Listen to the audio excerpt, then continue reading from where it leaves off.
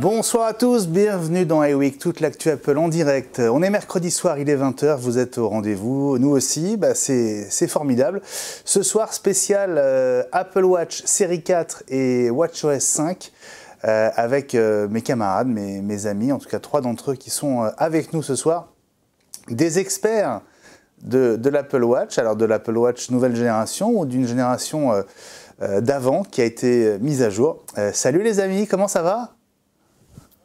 Hello! Salut Benjamin. Salut François, salut Élie et salut Gilles, très heureux de vous retrouver.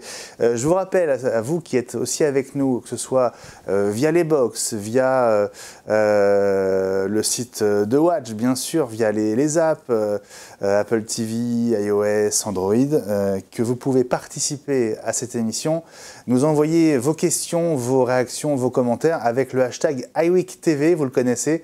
On est évidemment à l'écoute de vos messages et on va à la fois les répercuter et les suivre pendant toute cette heure d'émission. Spécial donc consacré à l'Apple Watch. La semaine prochaine, on reviendra sur la nouvelle version de macOS Mojave qui est disponible depuis 48 heures. Ce soir, c'est la montre et son nouveau système. D'abord, petit tour d'horizon les amis, savoir qui a quoi, qui a fait quoi depuis 9 jours, depuis que WatchOS 5 est sorti et puis depuis que l'Apple Watch série 4 est sorti aussi. Alors, qui commence ? Élie peut-être. Ok, écoute, moi j'ai une Apple Watch série 4, donc GPS uniquement, pas cellulaire, parce que pour l'instant, moi je suis chez Free et Free est le seul qui ne s'est pas du tout manifesté concernant justement la eSIM, donc je me suis dit que j'allais attendre un peu.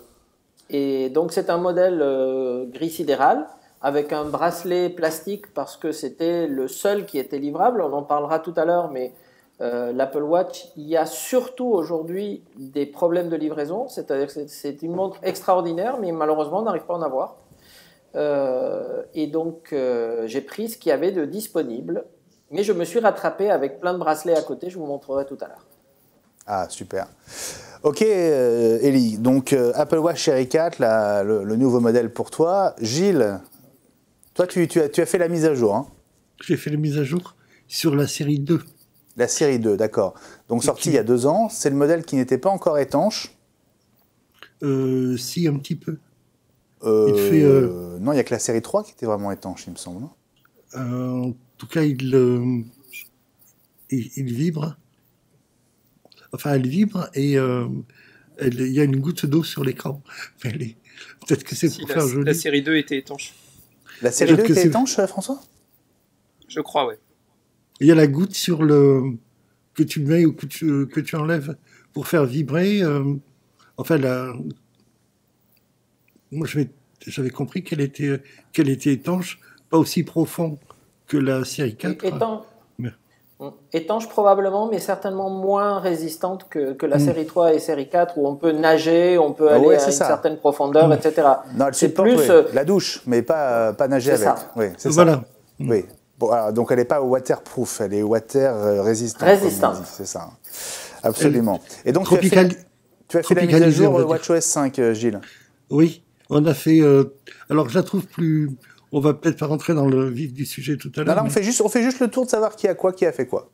Et puis iOS 12 sur un iPhone 7 parce qu'il faut iOS 12 pour pouvoir mettre WatchOS 5 pour ceux qui veulent faire la mise à jour. Absolument. Ok. Donc voilà, on commence à avoir une petite idée. Toi, François, alors je sais que tu as eu des soucis de livreur comme à chaque fois. Tu es un peu le chat noir de l'émission. À moi tout seul, je cumule tous les problèmes possibles, comme ça vous pouvez l'avoir en temps et en heure. C'est ça. Qu'est-ce qui t'est arrivé ? Non, moi, il y a juste eu UPS, pour ne pas le citer, qui ont un petit souci de dispatch du colis. Donc vendredi, j'ai attendu fébrilement, et puis à 6h, j'ai eu un coup de fil me disant « Ah, votre colis s'était perdu, mais vous l'aurez demain. » Bon. Merci. Donc tu l'as eu finalement il y a 2 jours. Donc je l'ai eu samedi. Bon. Donc juste pour ce soir, j'ai décidé de mettre les deux montres. Ah, c'est bien. Alors Donc, attends, est-ce qu'à la Union, on arrive à reconnaître la série 4 et la série 3 ? L'autre, c'est une série 3, François ? Non, c'est une série 1. Ah, c'est une série 1. Eh ben, J'avais du retard. Comme ça, je dirais que la série 4 est à ta droite, donc à gauche pour nous. C'est ça ? Donc là, on est d'accord. Ah non, j'avais dit l'autre côté. Eh ben perdu. Ah bah voilà. C'est bon. Regarde, moi j'étais jaloux, alors j'étais obligé de mettre une deuxième aussi. Alors attends, chez Ellie, est-ce que je vais me tromper pareil ? Faut dire qu'avec quand les écrans sont pas allumés, c'est plus compliqué de les reconnaître. Hein. Mais bon. Ça, c'est la 4. Ouais, ça, c'est la 4, parce que on voit que l'écran est beaucoup plus grand. Ouais. Ça, c'est En vrai, ça se voit. Ça, c'est une série 2. La 2, hein, c'est ça, exactement. Bon, donc au moins, vous êtes bien équipés. Heureusement que vous n'avez pas 3 bras, parce que vous auriez pu mettre 3 montres. Mais c'est bien, vous êtes bien équipés, les garçons. Et ben, moi, je me suis rendu compte que j'avais les 4 générations d'Apple Watch. Je ne les ai pas prises, je n'ai pas voulu vous faire d'ombre, et je savais que vous risquiez de vous vexer. T'aurais pu. Donc voilà, on est tous équipés en tout cas avec WatchOS 5 et pour 3 d'entre nous avec la série 4. Par contre, au niveau des iPhones, est-ce que tout le monde est passé en XS, enfin en 10S ou pas ? Parce que moi, je suis resté au 10 pour l'instant. Ouais. Alors, c'est pas le sujet de ce soir, mais je suis en transition entre les deux, moi, personnellement. Moi, je suis en transition vers garder mon 10 parce que 1349 € l'année dernière, faut pas pousser non plus. C'est ça. Moi, je suis en transition, mais c'est un iPhone de près, donc j'ai pas beaucoup de mérite. Mais ils vont te l'oublier, ils vont te le laisser, évidemment. Non, il n'oublie jamais. Mais mine de rien, ma transition à moi prend un temps fou, parce que j'ai tellement de mots de passe à re-rentrer que il faut des semaines calmes, et c'est pas une semaine calme, donc je suis en train de le faire. Il y a une astuce pour les mots de passe. Il y a une astuce pour les mots de passe. Ouais. Les noter. Il faut le brancher sur iTunes et faire une sauvegarde cryptée avec iTunes, c'est ce qui fait que tu n'as plus besoin de re-rentrer tous tes mots de passe derrière. Ah, c'est bon ça. C'est vrai. C'est vrai ? Eh ben voilà. Oui. Eh ben voilà, je m'arrache les cheveux que vous n'avez pas. Mais uniquement parce que tu es un expert. Restons au sujet moi, je déconseille ça à tous mes clients parce qu'ils mettent un mot de passe, ils chiffrent la sauvegarde et puis ils oublient le mot de passe et après, c'est la galère. Ouais. Bon, en tout cas, vous avez une solution, c'est comme moi, vous avez plein de mots de passe et que c'est compliqué de les retrouver pour mettre à jour votre nouvel iPhone. L'Apple Watch série 4, donc on va rester sur notre sujet, c'est important, on ne va pas se disperser, puisqu'on a décidé de consacrer l'émission à ce sujet. D'abord, on va peut-être faire un petit tour sur le site d'Apple pour voir cette comparaison entre en tout cas les 2 dernières générations. On ne va pas remonter plus loin parce qu'elles sont plus commercialisées, mais en tout cas la série 3 est toujours commercialisée. Donc ça, c'est effectivement la page de la série 4 sur le site d'Apple. Et on a aussi cette page qui permet de comparer les modèles. Tu disais que c'était la comparaison qui tue, Ellie. Explique-nous pourquoi. Oui, parce qu'en fait, elle est très bien faite et ça montre vraiment les arguments clés. À gauche, série 4, à droite, série 3. Donc vous voyez les différences entre les 2 générations. Vas-y, excuse-moi, Ellie. Oui. Non, je t'en prie. Donc, on voit bien que la surface d'affichage est plus large, effectivement, 30% ou 35% d'après Apple. On voit que les bords sont arrondis, ce qui, des fois, n'est pas évident à voir lorsqu'on a la montre, mais on voit bien que par rapport à l'autre, il avait des bords vraiment carrés. Ouais. On voit qu'elle est plus mince, mais pas tant que ça. C'est juste la proportion, comme elle est plus légèrement, grande. Hein, ça se joue. On a cette impression, mais finalement, elle amincit, mais pas tant que ça. On voit le processeur et on se rend compte qu'effectivement c'est le premier processeur, donc le processeur 64 bits Beaker. Ouais. Donc, le processeur a changé, et puis après on voit bien qu'il y a le nouveau capteur électrique pour la fréquence cardiaque, même s'il n'est pas encore en service en France. Il n'y a plus l'étoile comme il y avait avant, effectivement. Exactement, ils ont remplacé les 4 capteurs optiques par un seul. Et donc, il doit être de 2e génération, mais il doit être plus efficace.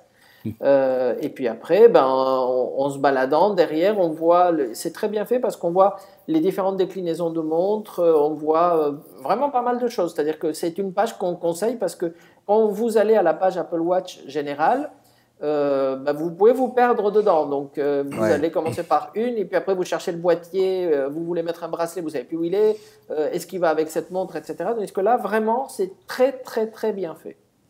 Alors sur le site d'Apple justement, les amis, donc on a d'un côté la présentation de l'Apple Watch, et puis de l'autre on a une page qui est dédiée à WatchOS 5.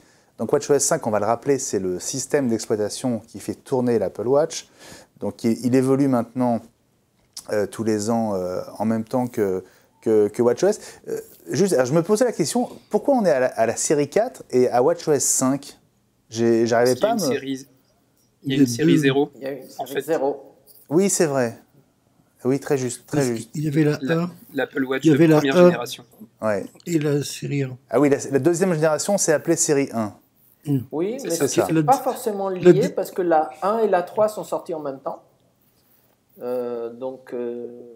La 1 et la 3 Non, la 1 et la 2. Explique-moi ça. La 1 et la 2, non. Non, la 1 et la 2. La série 1, La 1. la série 1 était une mise à jour, une réévaluation de la première génération d'Apple Watch Ouais. qui prenait la nouvelle version du système. Donc on avait WatchOS 1 et la WatchOS 2 a été embarquée par la série 2 et la 1 remise au goût du jour qui s'est appelée série 1. D'accord. Comment dire, ça. c'est une série spéciale, la D'accord. série 1. Bref, donc c'est normal que ce soit l'Apple Watch série 4 et WatchOS 5. On va dire que les deux sont quand même sortis simultanément et vont de pair. On va évidemment revenir sur le détail de ce qu'elle a dans le ventre, sur ce qu'on peut faire avec, etc. Mais je voudrais juste qu'on se remémore avec les images d'Apple qui avaient été montrées lors de la keynote du 12 septembre. Voilà, avec les plus belles images qui soient, à quoi ressemble cette Apple Watch série 4. On regarde ça. And re-engineering of Apple Watch. While retaining the original iconic design, we've developed and refined the form, also managing to make it thinner. The new display Effectivement, elle est- is now over 30% larger. Elle est plus fine et Johnny Ive qu'on entend là réexpliquait que pour Apple, ils sont repartis quasiment pas à zéro, mais ils ont repris le boulot très en amont pour développer cette série 4. Vous qui l'avez maintenant en main, qu'est-ce qui vous a le plus surpris ou étonné ou marqué quand vous l'avez mise en marche? Je voudrais dire un truc. Attends, Moi Gilles, qui l'ai- attends. Laisse Elie et François répondre, je reviens vers toi après. Je pense Vas-y, que François. ce qui impressionne, c'est l'écran avec les bords arrondis. Je trouve que ça rappelle énormément le design de l'iPhone 10, ce qui est plutôt sympa quand on a déjà un iPhone 10. Et puis moi, venant d'une série 1, la rapidité de la montre est quand même assez bluffante. Et le dos en céramique aussi. Parce que c'est un nouveau dos, comme on l'a vu tout à l'heure là, sur les images du site d'Apple. Et le dos en céramique fait vraiment beaucoup plus qualitatif que l'ancien dos que moi j'avais sur l'Apple Watch d'origine. Ouais. Elie? Je suis totalement d'accord sur cette partie-là et je rajouterais en fait la rapidité et les fonctionnalités qu'on peut avoir maintenant avec la montre. Donc elle est plus utile qu'avant parce que maintenant Siri, on l'appelle directement, on n'est même pas obligé d'appuyer sur un bouton, il suffit de lever la main pour que Siri soit là. Grâce à WatchOS 5 et à iOS 12, du coup, on a les shortcuts, donc on peut faire des tas de choses qu'on ne faisait pas avant. Et donc c'est devenu une montre qui est plus belle et beaucoup plus utile et certainement beaucoup plus rapide qu'avant. Ouais. Gilles, alors, tu voulais dire quelque chose? Oui, je voulais dire que ce que j'ai trouvé extrêmement impressionnant, c'est cet écran d'accueil circulaire avec toutes les informations. On dirait un chronographe, voilà, on dirait un chronographe d'aviateur sans le titre d'ingénieur aéronautique. C'est vraiment, toutes les informations sont accessibles et compréhensibles pour the rest of us, quoi. Ça, je trouve ça très fort. Je crois qu'Apple dit qu'il y a effectivement sur cet écran-là, il y a il y a 8 zones d'information différentes, enfin, qui s'ajoutent les unes aux autres. Élie, tu nous montres? Oui, alors je la remontre. Il faudrait que je l'enlève pour qu'on le voit mieux, parce que là, évidemment, il n'est pas dans le bon sens. Ouais. Mais il y a effectivement 8 zones d'information. Il y en a à l'extérieur du cadran et à l'intérieur. Problème de... Voilà. Il y en a à l'extérieur et à l'intérieur du cadran. Oui, c'est ça qui est nouveau, c'est qu'avant, tout était dans le cadran. Maintenant, il y a des infos qui sont sur la périphérie. On le voit sur la partie noire, hein, qui est à l'extérieur du cercle blanc. Ouais. Mais on ne peut pas faire ça partout. Est-ce que c'est vraiment utile, François? C'est-à-dire? Qu'est-ce que tu veux dire par on ne peut pas faire ça partout, Élie? Ah, pardon, excuse-moi.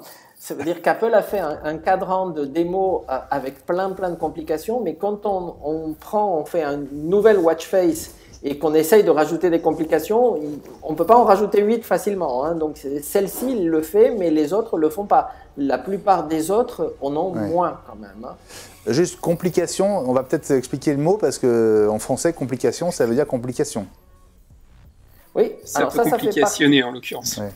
Oui, ça fait partie du vocabulaire qu'on a appris lors de la sortie de l'Apple Watch 0, parce qu'une complication, c'est un terme d'horlogerie, et pas du tout d'Apple, hein, et ça, c'est en fait un petit gadget ou un petit affichage qui vient compléter la fonctionnalité d'une montre.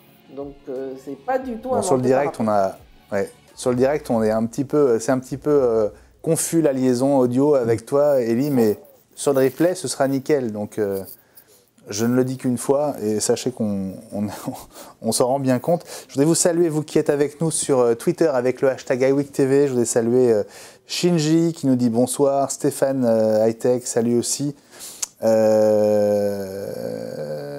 Stéphane qui nous dit on voit qu'Apple ne valorise pas du tout la série 3 sur son site, et c'est bien normal. Bah oui, forcément, parce que c'est le nouveau modèle, c'est la série 4.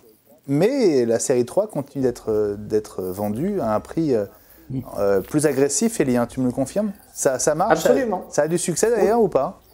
Écoute, oui, c'est assez surprenant, mais on a beaucoup de demandes de série 3 parce qu'elle est à 299 €. Et à 299 €, les gens nous disent oui, ben, moi, le cadran me suffit, moi, je veux les fonctionnalités, je n'ai pas envie de mettre 200 € de plus. Donc, et du coup, on n'en avait pas assez en stock, évidemment, parce que nous, on s'est dit tout le monde va vouloir la nouvelle.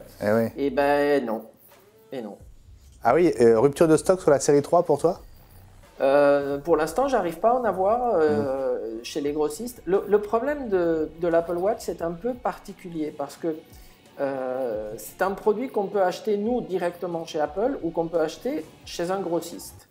Apple, ils mettent des plombes à nous livrer, mais c'est vraiment ahurissant. Je ne sais pas pourquoi.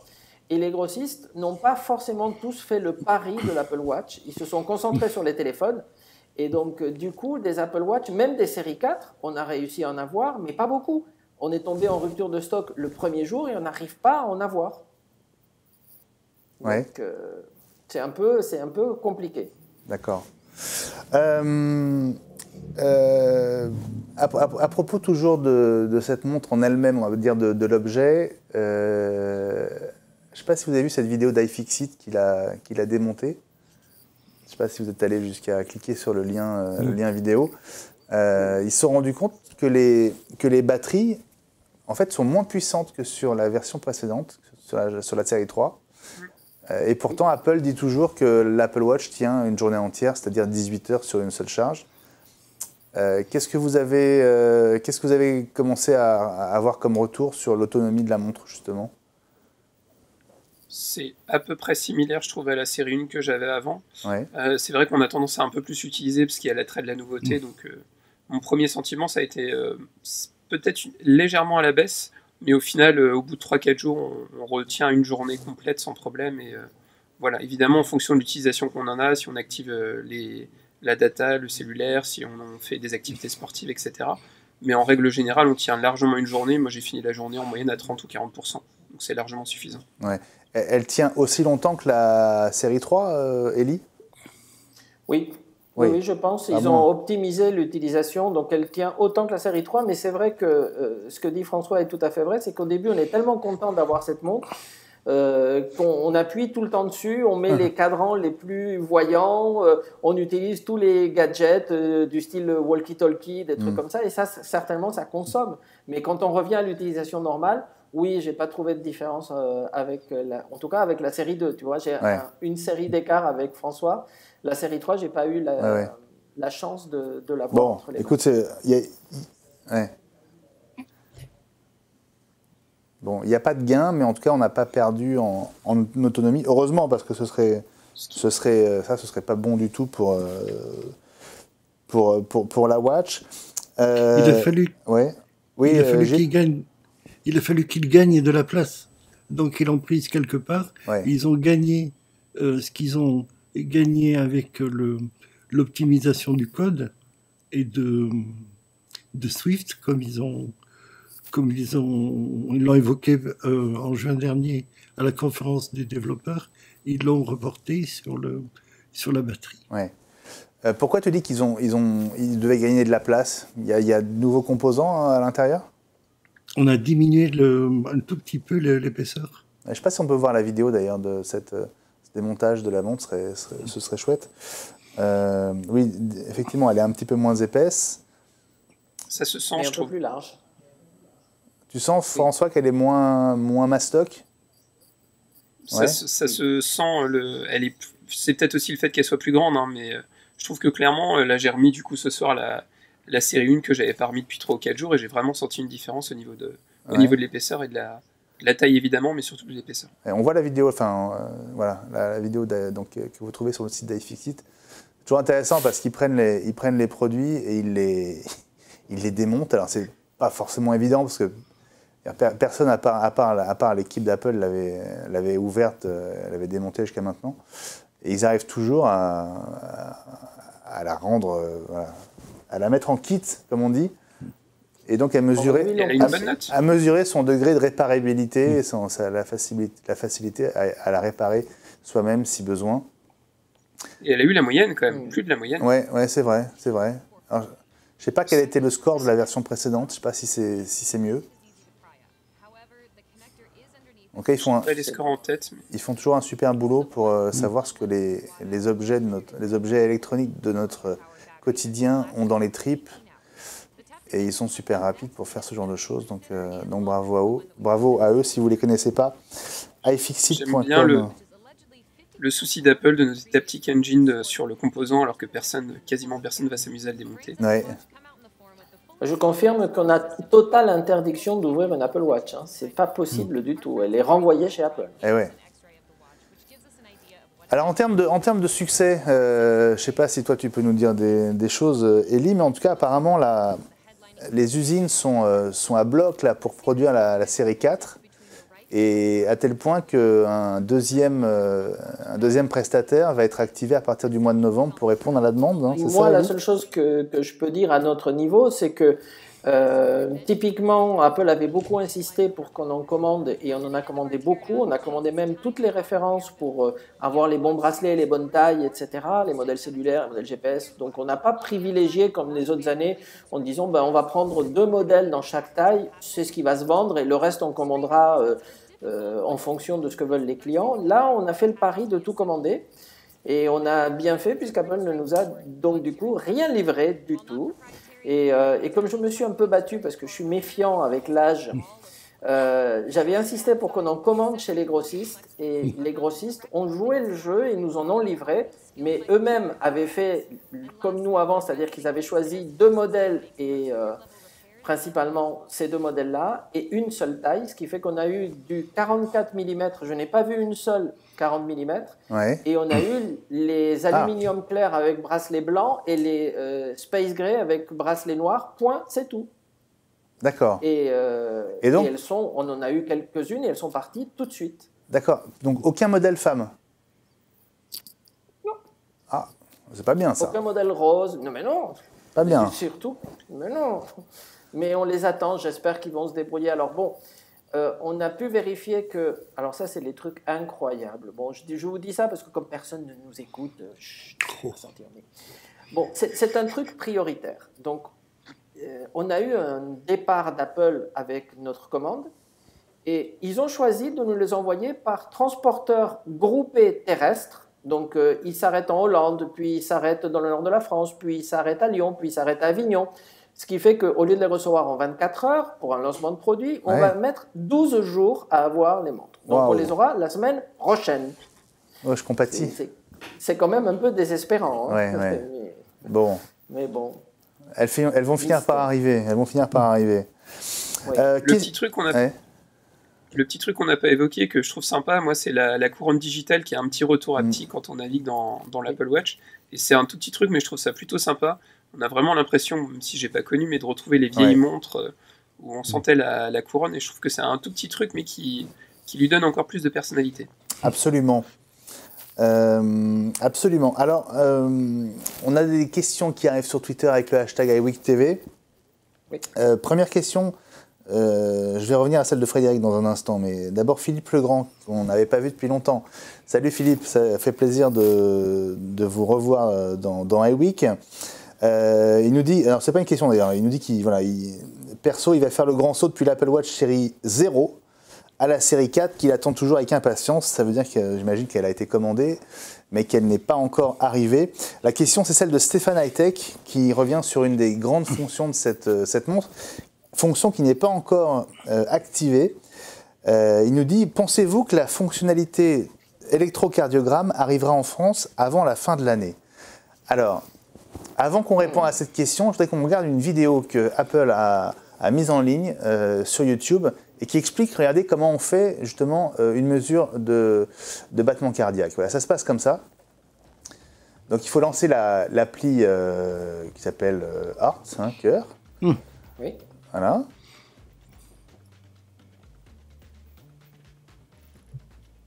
Alors, avec la couronne, on descend pour voir des stats. Et puis c'est tout. Je pensais qu'on verrait davantage que ça. Je pensais qu'on verrait notamment comment ça se passe quand on met son doigt sur la couronne digitale, mais c'est complètement raté. C'est pas grave. L'option n'est pas encore activée aux États-Unis de toute façon. C'est ça. Alors on a vu pendant la keynote du 12 septembre comment c'est censé marcher. Les Américains non plus ne l'ont pas encore, je crois. La fonction n'est pas activée. Alors peut-être qu'on peut expliquer comment ça se passe. Il y a une micro mise à jour de WatchOS 5 qui va être poussée. Comment est-ce qu'Apple va savoir si on est un Américain, un Français, enfin comment est-ce que ça va se jouer ça? Ça c'est une la version du système. Ouais, La version du système. La version du système. En fonction de la langue sans doute ou de la localisation. Et puis la localisation. Si c'était la langue, moi je mets la montre en anglais tout de suite. Mais oui, c'est ça. Est-ce que ça va pas être ça? Il y a le carrière, l'opérateur. Peut-être. Si c'est un modèle, oui c'est ça. Si c'est pas un modèle cellulaire, c'est une montre GPS, donc Apple sait où elle est. Oui, mais un Américain pour être à Paris ou un Français pour être à New York. Oui, mais si un Américain à Paris, il peut avoir une crise cardiaque. C'est pas grave. Bon, en tout cas, Apple nous a confirmé qu'effectivement, les dossiers, tout ça est lié en fait à une approbation par les autorités sanitaires et médicales de chaque pays dans lequel l'Apple Watch est commercialisé. Donc, Apple attend des go par pays progressif. Donc, sans nous le dire comme ça, mais en tout cas, très clairement, le dossier en France est en cours d'examen. Donc, ils espèrent que ça va déboucher dans les semaines ou les mois qui viennent. Ce qui est sûr, c'est que c'est prévu. Voilà. Maintenant, à quel moment ça va être validé, à quel moment Apple va dire « Ok, maintenant, on lance la fonction en France », on n'en sait rien. Mais c'est juste une question de patience. Et donc, pour répondre à ta question, Stéphane, est-ce que l'ECG, donc l'électrocardiogramme, arrivera sur l'Apple Watch en France avant la fin de l'année? Pas sûr, mais peut-être. Pas sûr. Voilà, pas sûr, mais peut-être. Voilà. Benjamin. Oui, Gilles. Donc, très concrètement, pour nos amis qui n'ont pas d'Apple Watch, les mises à jour système de l'Apple Watch sont faites par le biais de l'iPhone. Donc, ça passe par l'opérateur téléphonique. Donc ça, Bah c'est... non, pas forcément. Non. C'était en pas Wi-Fi. forcément. Si tu es en Wi-Fi, mais Apple sait quel opérateur téléphonique tu as. Il y a des Oui, micros, j'ai- puisqu'il y a des micros, il y a des micros mises à jour qui sont faites pour Ah non, la ouais. compatibilité. Enfin Pour la bon, micro- l'idée n'est pas de répondre à cette question parce qu'ils sans doute ils On vont. sait pas. Mais peut-être qu'il y aura des moyens de contourner cette. Enfin pardon, je ne veux Oui. pas, je Il ne y a veux pas toujours vous emmener des- vers des terrains illégaux, mais il y aura Non, mais peut-être tu penses moyen. bien. Un peu comme... Tu penses bien qu'on va s'enseigner. Bah oui, donc, bien sûr. Moi, j'ai plein de copains chez Apple. Tu penses bien qu'on va leur poser la question. Voilà, et on vous tiendra au courant dans les week évidemment. On a une autre C'est ce question. qu'on peut faire aussi. C'est ce qu'on peut faire aussi avec les badges, parce que régulièrement il y a des badges sur l'Apple Watch qu'on peut avoir uniquement aux États-Unis. Et donc la petite astuce, c'est de passer son Apple Watch en anglais. Et donc du coup avec ça, on peut gagner des badges d'activités qu'on n'a pas en France. Ouais. Alors là, tu vois, par exemple, je pense que ça vaut vraiment la peine que tu nous expliques ce qu'est un badge sur l'Apple Watch, parce que ceux qui n'en ont pas ne savent pas. Tout à fait. C'est Montre-nous des tes petites badges. victoires qu'on... je sais même pas sur l'iPhone. Ah si, sur l'iPhone, je vais pouvoir remarquer.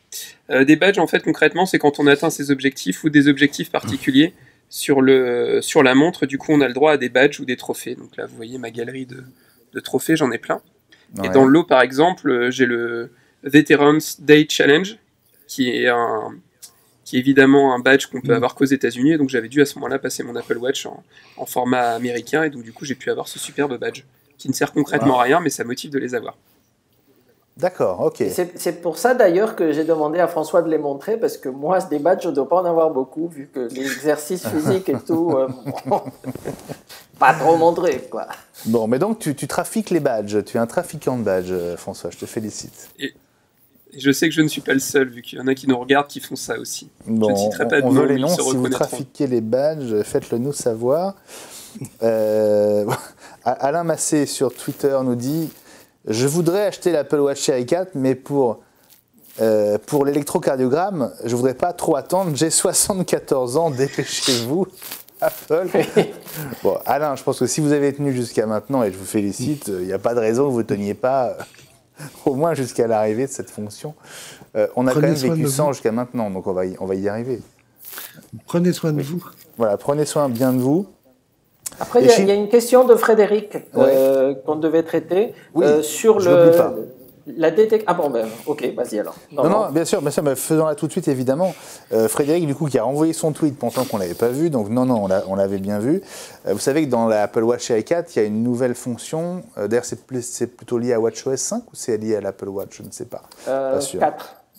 C'est lié à l'Apple Watch. Oui, parce qu'il y a un nouveau capteur. C'est un capteur qui. C'est ça. C'est ça. Donc c'est une alerte. En fait, la montre détecte les chutes. Apparemment, les chutes génèrent au niveau des capteurs un incident très particulier que la montre s'est maintenant détectée. Et donc, en cas de chute, la montre va attendre un petit peu, puis commencer à déclencher des alertes qui vont prévenir à la fois les services de secours et vos proches. Et effectivement, il y a par défaut, cette alerte est activée pour les plus de 65 ans. Oui. Et Frédéric nous demande pourquoi cette alerte de chute est activée uniquement pour les personnes de 65 ans et pas pour les personnes handicapées. C'est une très bonne question. Si j'ai bien compris, en fait, l'alerte de chute, elle est activable pour tout le monde, mais elle n'est pas activée par défaut si vous avez moins de 65 ans. C'est ça. C'est ça. Oui, Donc, on avait eu d'ailleurs, le jour de la sortie, on a eu un petit message, je ne sais plus qui l'avait envoyé, en disant, je me demande, mais on l'avait eu, donc en disant, pensez bien à l'activer parce que par défaut, il ne l'est pas. Donc on avait su très vite. Oui, absolument. Donc en fait, c'est utilisable, même un enfant pourrait l'activer.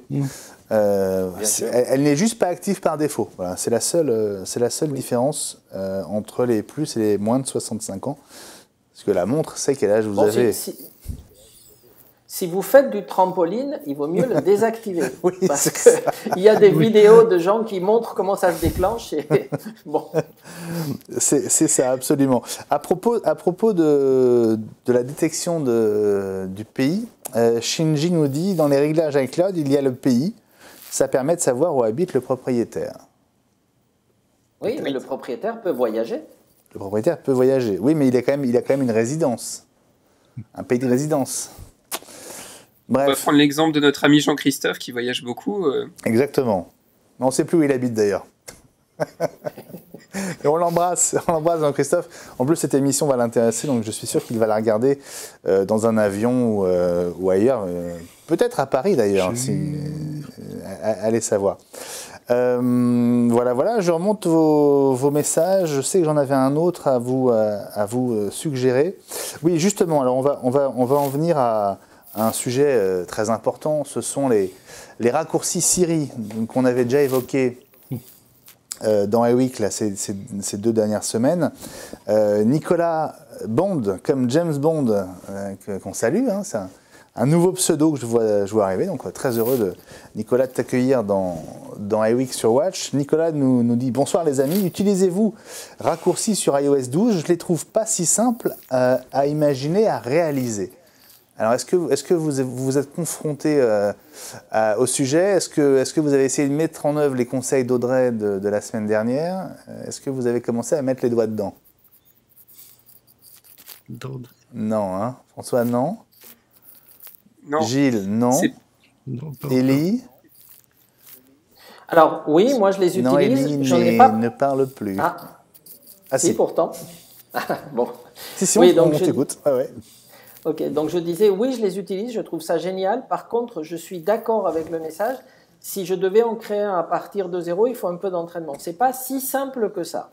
C'est très graphique, c'est très visuel, mais c'est pas si simple. Et j'avais mis d'ailleurs en exemple dans le conducteur un raccourci qui est superbe pour les utilisateurs de Free, et on aurait pu l'afficher. Je peux vous le montrer à l'écran si vous voulez. La page est quand même minimaliste, donc il n'y a rien à voir, mais ça sert à quoi, Élie ? Alors en fait, quand on le lance, évidemment, il faut le lancer à partir d'un iPhone, parce que là, quand on clique, il ne se passe rien, hein, parce que comme tu n'es pas sur un iPhone, il ne va rien se passer. Il lance, et je peux vous le montrer, donc je vais essayer de vous montrer ça à l'écran. Parce que l'intitulé, c'est quand même « Rétablissement du réseau Free Mobile ». Oui. L'intitulé. Alors, oui. Donc il est là, en rouge, donc en bas. Oui. Et quand on appuie, vous allez voir ce qui se passe.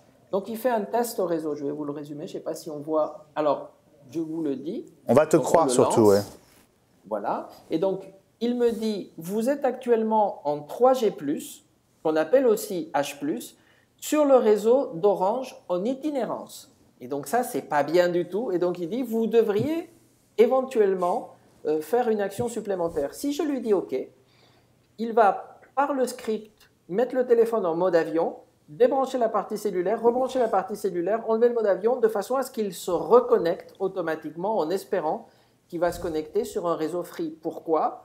Parce que l'itinérance marche beaucoup plus lentement. Donc ici, je suis dans mes collines, je sais que je n'ai pas de 4G Free, donc je ne vais pas le lancer, mais je peux le lancer 15 fois, il n'ira pas mieux. Mais en centre-ville Nice, une fois, il m'a dit, vous êtes en 4G Free, c'est parfait, touchez à rien.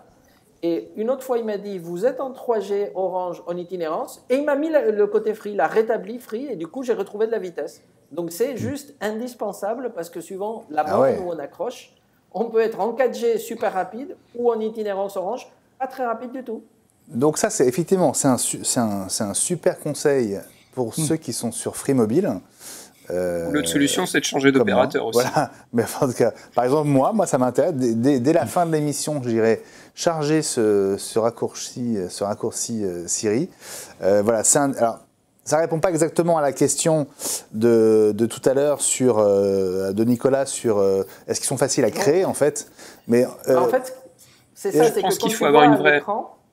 Quand tu vois à l'écran tout ce qui se déroule, alors je ne sais pas si vous le voyez. On voit pas, non, on voit un écran blanc en fait, Élie, c'est assez compliqué. Oui. Mais alors, le mieux, vraiment, je vous le conseille, c'est de reprendre l'émission de la semaine dernière et de prendre le Amazing Tip, le truc d'Audrey qui vous expliquait comment ça fonctionne. Et c'est un très bon moyen de vous y mettre. Après, ce qu'elle disait, c'est que ça n'est pas si compliqué, mais il faut en faire 1, 2, 3 pour avoir pigé le truc, et après ça va tout seul. Je pense qu'il faut avoir une vraie demande, un vrai intérêt derrière. Il faut avoir un objectif, il faut se donner, voilà. faut se dire, j'aurais besoin que ça fasse ça, entre guillemets, tout seul.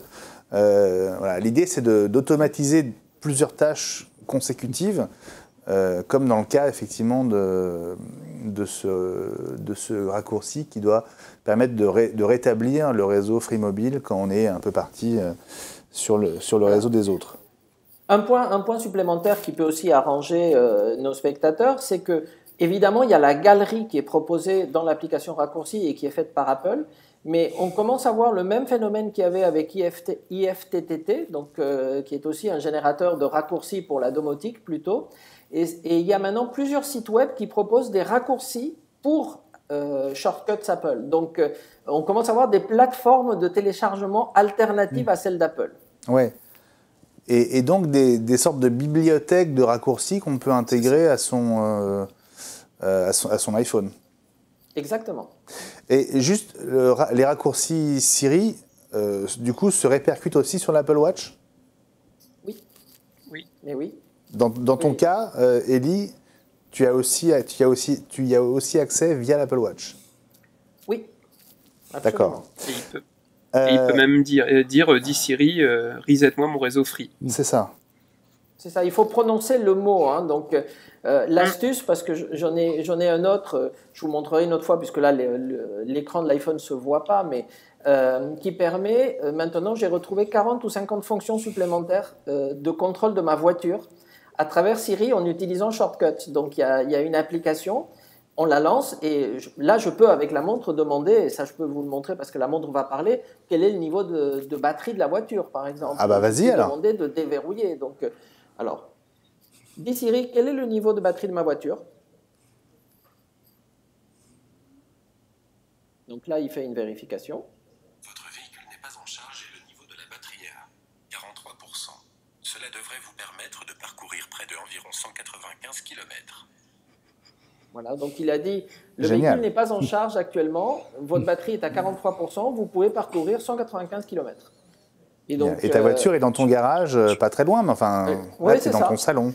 Ouais, c'est ça. Exactement. On se croirait dans le cas 2000 un peu quand même. C'est ça. Mais écoute, de la même façon, et c'est très marrant à voir dans le raccourci Apple, en fait, ça ouvre une application qui est sur mon iPhone, qui permet de piloter la voiture, et dans laquelle ils ont rajouté 40 fonctions. Et l'astuce consiste, si par exemple, là, il les propose toutes. L'application répond, voilà tout ce que je sais faire avec votre voiture. Et donc, quand on appuie sur un petit bouton rouge d'enregistrement, il dit « Ok, je vais rajouter cette fonction à Siri, comment voulez-vous l'appeler ?» Et donc, je l'ai fait tout à l'heure, j'ai rajouté une option pour activer le klaxon de la voiture, ça fait toujours rire dans les parkings, surtout quand il n'y a personne dedans. Et il dit « Comment voulez-vous l'appeler ?» Alors, soit je mets « Activate, horn, machin, blablabla » et personne ne me comprend, soit je lui ai dit « Coin, coin » et donc je lui ai dit « Dis Siri, fais coin, coin » et donc la voiture qui se met à klaxonner, bon, c'est comme ça. Ouais, on est joueur. Voilà, il faut bien s'amuser. Hein. Donc voilà le type de choses qu'on peut faire avec raccourci Siri. Mais bon, on faisait l'analogie les semaines précédentes avec Automator sur Mac. C'est un peu pareil, c'est un logiciel qui faisait peur parce que même le nom Automator, je pense, était un peu difficile d'accès pour le grand public. Mais une fois on avait essayé, qu'on en avait fait un tout simple, on se rendait compte que c'était très simple à programmer entre guillemets, quoi. Et c'est un peu pareil avec raccourci Siri. Il faut mettre le doigt dedans, puis après on est happé. Ce serait bien d'ailleurs dans les semaines qui viennent qu'on regarde un peu quelles sont effectivement ces librairies de raccourcis qui sont proposées, parce qu'il va y avoir plein d'idées super. Celle-là est très très bonne, hein, je trouve, par exemple, hein, effectivement. Il devrait y en avoir un pour chaque opérateur. Bah oui. Hein? Ben en fait, on pourrait le modifier, puisque l'avantage pour l'instant, c'est qu'ils ne sont pas compilés, c'est-à-dire qu'on accède à toutes les étapes. Et les variables existent, par exemple, type d'opérateur, la montre, le téléphone répond, et on pourrait changer, on pourrait mettre SFR à la place de Free ou d'Orange, etc. Donc, les scripts sont modifiables, c'est ça l'intérêt aujourd'hui. Oui. En termes de puissance, parce que je vois la question de Frédéric Tesson que je salue. Il nous demande si l'Apple Watch série 4 est vraiment plus rapide que la série 3. Est-ce que vous mesurez ça à la fois à l'allumage, au lancement des apps, et puis en termes de réactivité plus globalement? Est-ce que vous sentez une vraie différence? Intuitivement, oui. si on lit ce que dit Apple, elle est 2 fois plus rapide. Le processeur S4, comme c'est un 64 bits bi-cœur, eux, ils donnent en performance 2 fois. Maintenant, est-ce que moi, je peux dire intuitivement, elle est 2 fois plus rapide qu'avant? Je ne sais pas, mais plus rapide, c'est sûr. François, qu'est-ce que tu as comme ressenti, toi? Est-ce que tu sens une vraie différence? C'est vrai que moi, je viens d'une série 1, donc obligatoirement, le gap est énorme. Maintenant, je pense que ça dépend aussi, une fois de plus, de l'usage qu'on en a. Au niveau de l'allumage, j'ai pas senti beaucoup plus de réactivité, parce que l'Apple Watch reste une montre qui met du temps à s'allumer, évidemment. Maintenant, on l'éteint rarement aussi. Ouais. Mais par contre, c'est vrai que dans tous les usages que j'en ai, je commençais vraiment à sentir sur la série 1 des ralentissements, surtout quand on utilise un iPhone 10 à côté, alors que là, j'ai vraiment senti une belle différence. Ben oui. Ouais, absolument. Je suis pas sûr qu'on sente le x2, mais en tout cas, oui, qu'elle soit plus vive, ça fait pas de doute. Ça fait pas de doute. Il y avait une question de Kim, mais qui n'a pas utilisé le hashtag, qui a utilisé le compte iWeek, qui demandait: est-ce qu'on pense qu'un jour Apple fera une watch circulaire. Ah. Alors. Je laisse mes collègues répondre. Alors, j'ai pas entendu la question parce que ça s'est figé. Alors, est-ce qu'on pense qu'un jour Apple fera une Apple Watch circulaire? On perdrait le coin en surface d'affichage. Il est plus facile d'afficher un cercle dans un carré qu'afficher un carré dans un cercle. On perd chaque fois. Oui. On perdrait chaque fois. C'est pas faux. L'explication de Gilles est imparable. Je suis d'accord. Oui, je suis d'accord. Mais d'ailleurs, surtout, moi, j'ai mis un cadran circulaire. Je ne sais pas si on le voit. Vas-y, réactive là. Ouais. Hop. Ici, c'est bien. Ouais. Donc, j'ai mis un cadran circulaire et on a l'impression d'avoir une montre ronde. Hein. C'est vraiment très fluide et tout. Après, le fait qu'il y ait des coins arrondis, ça joue aussi. Il y a quand même l'enjeu aussi pour les développeurs, parce que s'il fallait changer là, c'est plus une question de résolution, c'est vraiment une question d'interface qui serait complètement différente. Il faudrait réinventer toutes les apps, quoi. Ça devient compliqué. Pas sûr que ce serait bien perçu. À propos des apps, et Gilles, ça fait longtemps qu'on ne t'a pas entendu, je voudrais bien que tu nous dises ce qu'il en est, mais quelles sont les apps pour vous incontournables sur l'Apple Watch? Quelles sont celles que vous avez installées et que vous utilisez le plus? Twitter, la météo, Twitter, le SMS. Ouais. La météo d'Apple ou une autre appli? Non, de Météo France. Météo France, oui. Alors, on a commencé à faire joujou avec Ellie, mais je sens que le talkie-walkie va faire un tabac. Oui. on va rappeler que c'est effectivement une des nouvelles fonctions. Ça, c'est lié à WatchOS 5. On peut le faire avec d'autres générations d'Apple Watch. Hein. C'est une app, quoi. Et puis la télécommande d'iTunes. Ok. Ça vraiment, c'est sympa. François, quelles sont les apps que tu as installées, réinstallées, dont tu n'arrives plus à te passer? Moi, étonnamment, je trouve que j'utilise pas beaucoup d'apps en dehors de celles Apple, donc par exemple la météo, lire les SMS, etc. Mais ça m'arrive vraiment très très rarement de répondre par exemple par SMS sur la montre. Je trouve ça pas pratique du tout. Ce qui sert pas mal, c'est les activités physiques, parce que c'est vrai que quand je vais faire un tour de vélo, etc., je trouve ça sympa de pouvoir suivre mon circuit directement sur l'Apple Watch. Maintenant, il n'y a pas vraiment d'application qui sort du lot, je trouve. L'application Talkie-Walkie, elle est marrante, on a joué avec aussi, pareil avec Ellie. Mais après, je crains que ce soit un petit côté fun, un peu comme les Animoji, où au début on se marre avec, et puis après, ça tombe dans l'oubli, quoi. Ouais. Bon, d'ailleurs, je vous propose un truc que je voulais vous proposer. Je voudrais que vous m'envoyiez chacun votre Memoji. Oui. Et on va faire une galerie de portraits iWeek à base de Memoji. Il faut avoir je suis pas encore arrivé. Bon, mais non, mais ça demande un peu de temps parce qu'il y a quand même beaucoup d'options et de. Hein, je pense que pour arriver à un truc. Bon, alors tu as encore quelques jours, mais on va se donner encore quelques jours. Je voudrais bien qu'on fasse une galerie de portraits à base de Memoji juste pour rigoler. Mais il faut un iPhone 10 pour ça. Oui, bien sûr, Élie, ça m'intéresse, bien sûr. Alors, j'en ai beaucoup enlevé, parce qu'avant, je mettais toutes les applis que j'avais sur mon iPhone, et comme j'en ai plus de 500, c'était un peu compliqué. Mais donc là, j'ai fait beaucoup le ménage. Donc, la première qui vient, évidemment, c'est Cardiogramme, qui est une extension de l'appli Apple qui mesure les battements, qui est plus précise, qui est gratuite. Et qui, évidemment, grâce au nouveau capteur, suit la fréquence cardiaque. C'est un bonheur, je l'ai même mis en complication pour l'avoir tout le temps sur mon cadran principal. Ça peut même faire un suivi, s'il y a un problème, ça fait un suivi du cœur en temps réel. C'est-à-dire que là, il se met en monitoring et il ne s'arrête pas tant qu'on ne l'arrête pas. Bon, moi, ça me tient à cœur, si j'ose dire, parce que j'ai un problème cardiaque depuis l'âge de 10 ans. Pour l'instant, ça tient, mais ça me titille. Plus je vieillis, plus ça me titille.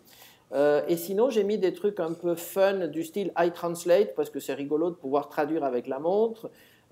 L'application maison, c'est génial parce que évidemment tout ce qui est domotique, non seulement j'utilise Siri, mais avec maison, je peux allumer, éteindre les lumières, faire des tas de choses, les voler. Enfin, ça m'éclate. J'utilise beaucoup le minuteur parce que évidemment, comme je fais la cuisine, ce que je ne faisais jamais avant. Sans le minuteur, je brûle tout. Enfin bref, donc c'est une appli super pratique. Et puis à Nice, on a maintenant une appli qui permet de stationner. Et donc, quand vous trouvez une place de stationnement, je déclenche avec la montre et je peux dire je vais être là pendant tant de temps et normalement, ça débite ma carte bleue. Sauf que j'ai trouvé, et c'est génial, que quand c'est une voiture électrique, il vous dit pour vous, c'est gratuit. Donc, je me gare d'autant plus volontiers que je ne paye pas. Ça. Parce que c'est important, parce que, je pense que beaucoup de gens qui n'ont pas encore franchi le pas se demandent mais finalement à quoi ça sert une montre connectée et notamment une Apple Watch. Comment est-ce que vous défenderiez votre utilisation à vous de l'Apple Watch? Est-ce que vraiment est-ce que vous en avez vraiment besoin aujourd'hui? Est-ce que vous pourriez vous en passer? Non. Non. Aujourd'hui, non, elle est vraiment indispensable. C'est-à-dire que moi, je ne pourrais pas m'en passer, quoi. Et pourquoi tu as vécu sans pendant tellement longtemps? Ouais, mais si tu veux, c'est tellement pratique d'avoir toutes les notifications. Tu sais que nous sommes des garçons dans cette équipe très connectés. Donc, si on n'a pas un SMS, on a un tweet. Si on n'a pas un tweet, on a un truc Insta. Si on n'a pas de l'Insta, c'est du Facebook. Enfin bref, il y a toujours un truc. Ouais. Et par notre métier, on est souvent en réunion, en tout cas moi. Donc c'était très impoli de devoir sortir le téléphone à chaque fois pour regarder en disant non, c'est pas grave. La montre, c'est extrêmement discret, donc ça permet de ne pas répondre, sauf si c'est une urgence. Ouais. Donc franchement, c'est très très utile. Après, j'utilise le fait de pouvoir voir en navigation, même à pied, dans une rue, dans une ville qu'on ne connaît pas, discrètement ça vibre, il vous dit il faut tourner à droite, il faut tourner à gauche. C'est quand même très pratique parce que des fois, quand on se balade avec un iPhone le soir, on se dit est-ce qu'on ne va pas se le faire taper alors que la montre, elle dit tourne à droite, tu tournes à droite, tu sors rien de ta poche.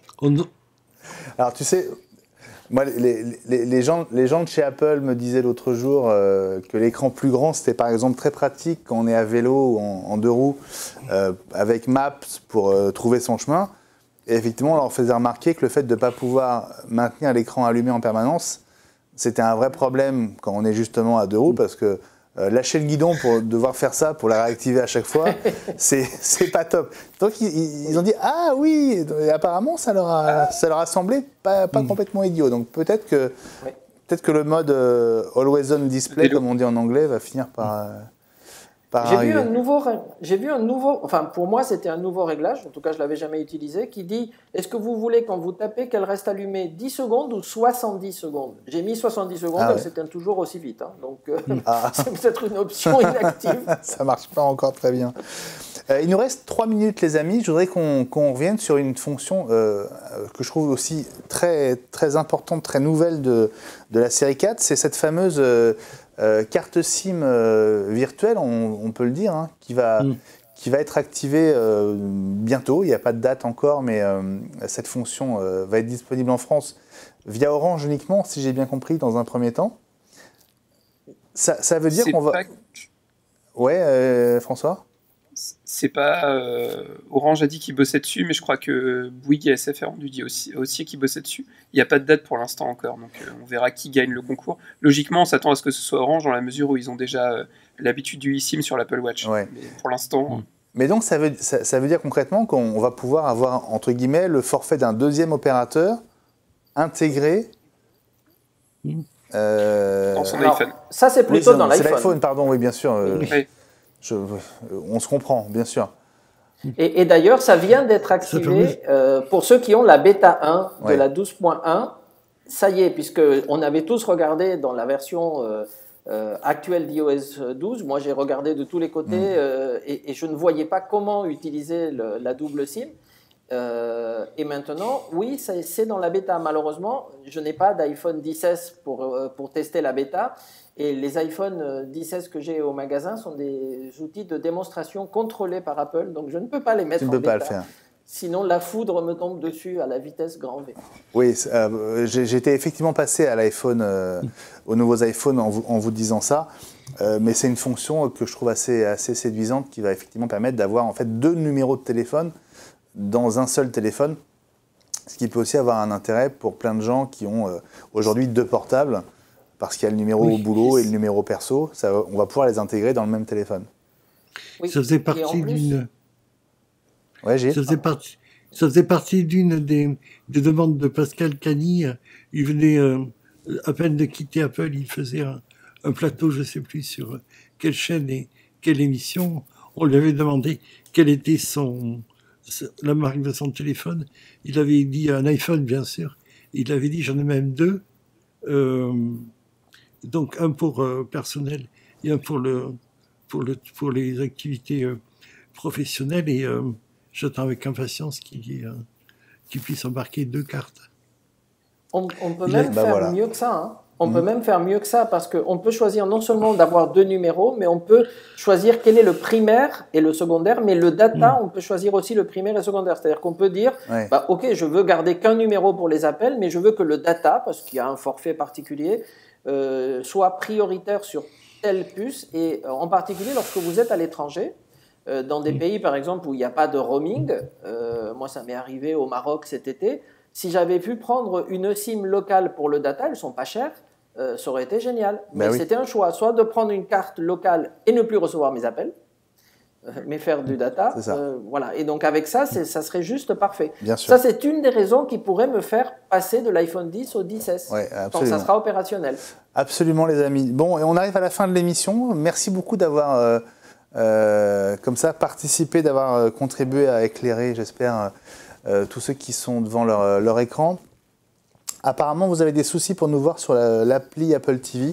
En tout cas, en direct, on va arranger ça, on va regarder ça avec beaucoup d'intention d'ici la semaine prochaine. Semaine prochaine, autre émission spéciale. On va s'intéresser à la nouvelle version de macOS, à Mojave, disponible depuis 48 heures maintenant. Vous l'avez installé ou vous attendez la mise à jour suivante? Vous ne l'avez pas encore installé. Hein. Nous sommes prudents. Non, prudent. 72 heures. Bon, on va quand même la mettre sur une machine de test pour pouvoir vous en parler. Mais donc, on vous retrouve la semaine prochaine pour une spéciale autour de ce nouveau macOS, de son dark mode et autres nouveautés. On va tout vous raconter. Merci beaucoup de votre fidélité à iWeek. Passez une très bonne soirée sur Watch où les programmes continuent. À la semaine prochaine, mercredi 20h, pour un nouveau numéro d'iWeek. Salut à tous, à la semaine prochaine.